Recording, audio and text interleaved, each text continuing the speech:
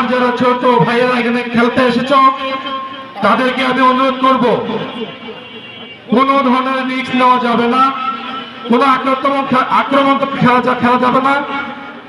আমাদের রেফারি যে সিদ্ধান্ত দিয়ে দিবে সেই সিদ্ধান্তই আপনারা মেনে নেবেন এবং আপনাদের খেলা টিমের যারা ম্যানেজার আছেন কোনো প্রয়োজনের প্রবলেম হলে সেটা আমাদের সঙ্গে যোগাযোগ করবেন।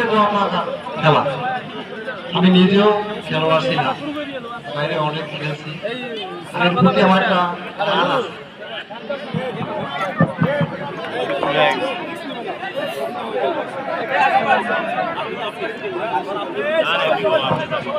উভয় দলের খেলোয়াড়দের সঙ্গে কুশল বিনিময় করছেন আমাদের সম্মানিত প্রধান অতিথি নির্বাহী অফিসার মহোদয় চিনিবন্দর উপজেলা সম্মানিত নেতৃবৃন্দ, বিশেষ এখনো কিন্তু ভুল করতে পারে হুড়মুড় করে, হুড়মুড় নাম তার মশহুর। জার্সি নাম্বার 10 গোল করেন কিন্তু ফসাফস, ওই গাইবান্ধার রসমালাই করেন ঢালাই।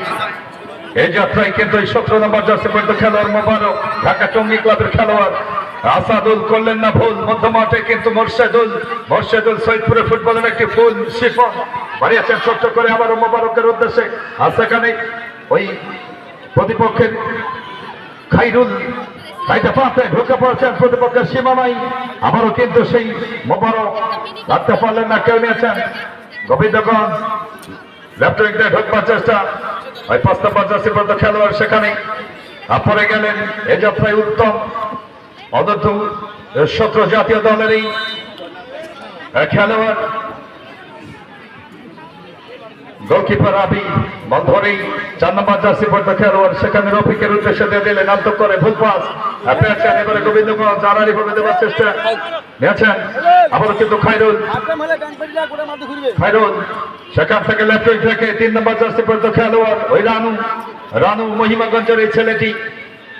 আগেকার দিনের সেই গান মনে পড়ে যায় যখনই মহিমাগঞ্জের কথা মুখে আসে, মহিমাগঞ্জের চিনির কলে মাগো তোমার তোর জামাই চাকরি গো কহাবে, হাসে মাসে চিঠি পাঠাই বাড়ি আসে না, মগর জামাই চাকরি গো কহাবে। আবার শিফন সেখান থেকে